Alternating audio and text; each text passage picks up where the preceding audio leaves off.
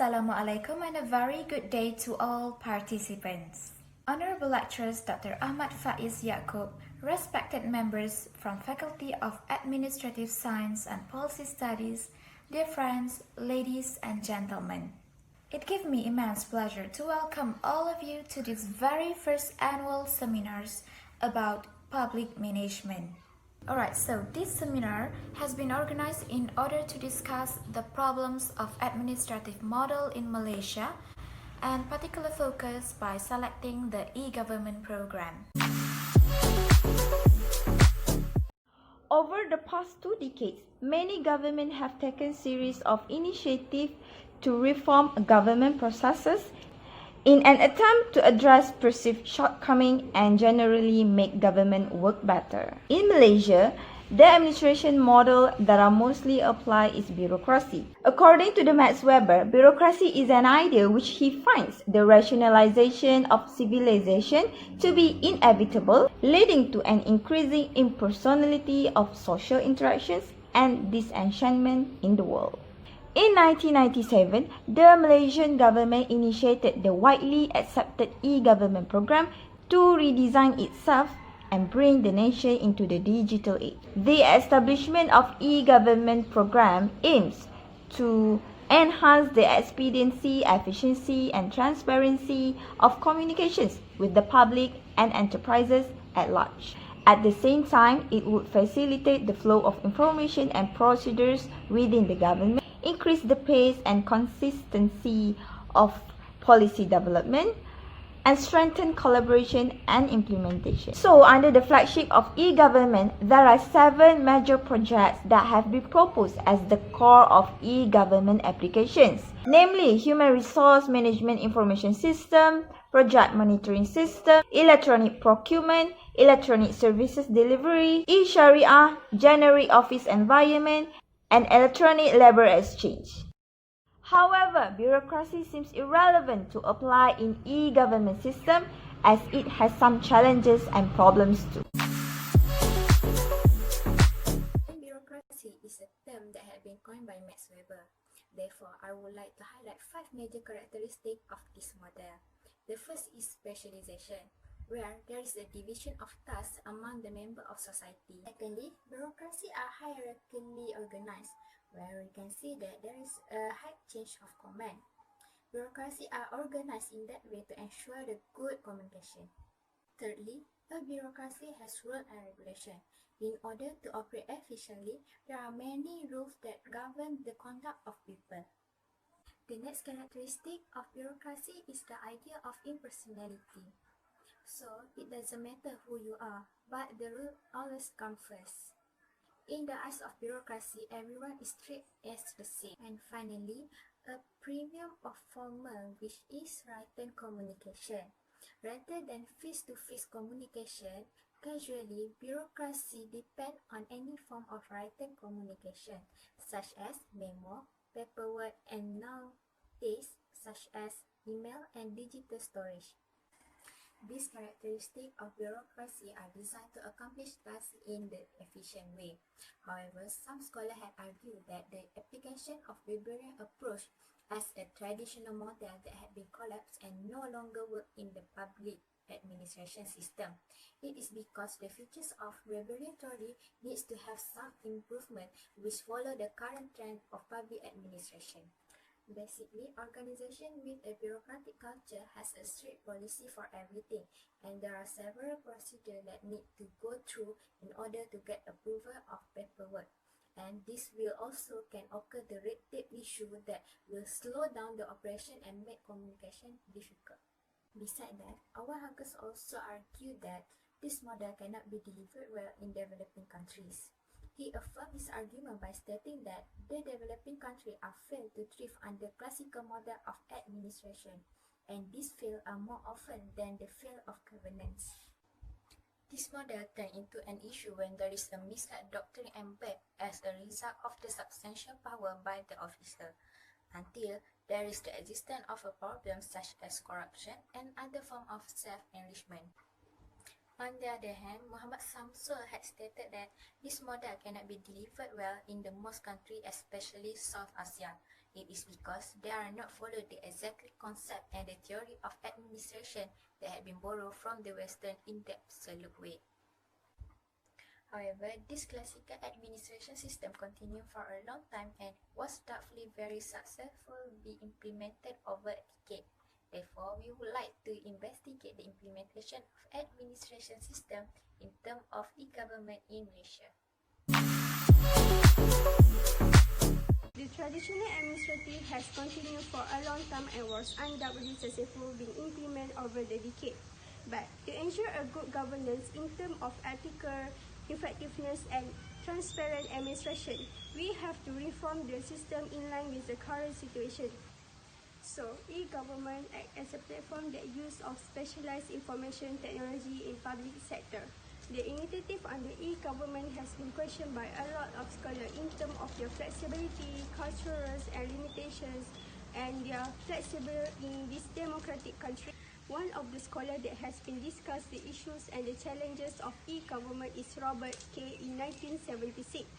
He said that e-government may face the inclinations to promote the goal replacement. This is because the excessive observance and the rules submissions to rules and regulations may be coming ends to themselves and the organization unable to perform or realize their real objective. The second challenge and issue that has been discussed by the scholar is people may cannot afford broadband and internet access due to their locations and cultural limitation in their countries. This is because more over 136 countries and 86 of them is still identified an undeserved area of technology infrastructure. This issue has been discussed by the Abdul Rafur and Rosali in 2007. The last challenge and issue that been discussed is by Friedlander in 2000. He said that e-government may face challenge to get approvals and acceptance by bureaucratic organizations because e-government has called for a new type of public servant that has one comfortable with collaborative and horizontal relationship.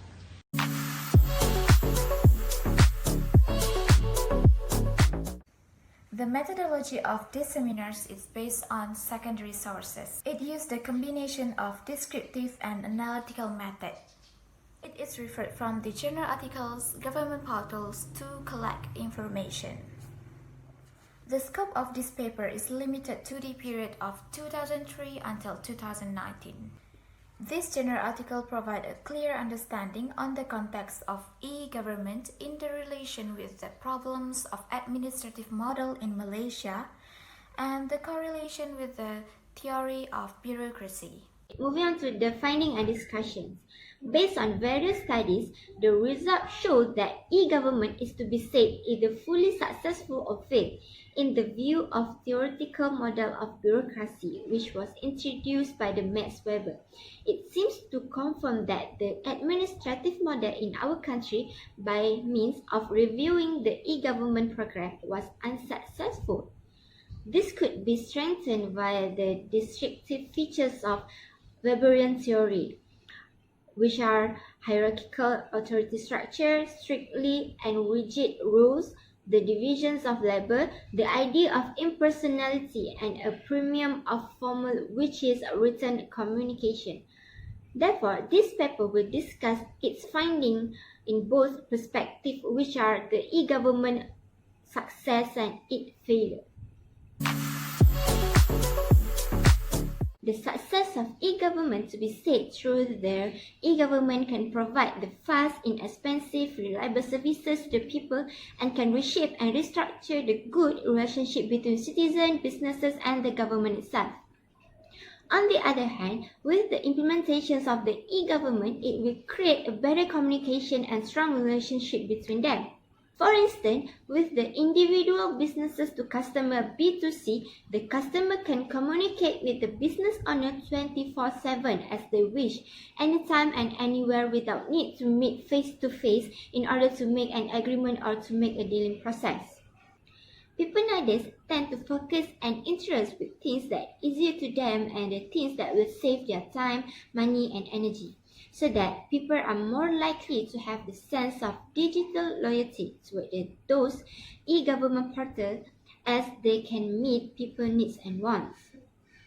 Furthermore, according to this view, the information technology or e-government can be a tool of changes for the reforming of ill of the modern bureaucratic organization, where the government can be better in terms of delivering services to the customers or to serve the society better.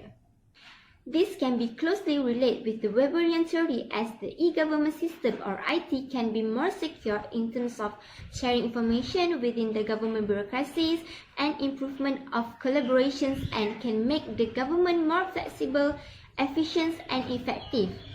Generally, the key features of Weberian theory, as mentioned earlier, are hierarchical, strictly and rigid of rules, and their divisions of labor. The old system shows that the situations of inflexibility and unresponsive to the needs of the citizen happened before the implementations of the e-government. However, the focus of this paper will be more on the e-government failure. The e-government failure is correlated with the source of the problem of administrative model in Malaysia. This is because the traditional way of the administration model during the early periods of public administration was found to be failed to fully taken into practice by the public officials, civil servants and bureaucrats. The administration system today hunger from the rapid transformation of new system, which was known as new public management. They would simply jump into these transformations without realizing the traditional practice of administrative model was duly performed by them. In the relation of the Weberian theory of bureaucracy, the administrative model today was said to be unsuccessful and failed. By taking into this consideration towards e-government's program, the failure will be because of certain barriers which restrict from the implementation of e-government's program. A study by Aziza Moshidi, which he identifies specific barriers relate with the e-government initiative process, which most barriers are considered as restriction to have successful e-government's implementation.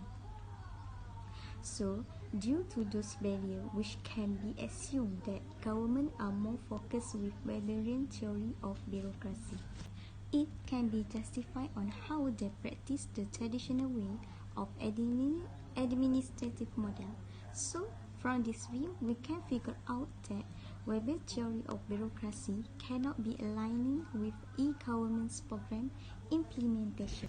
The barriers such as in terms of IT structure, security and privacy, IT skill, organizational and operational costs.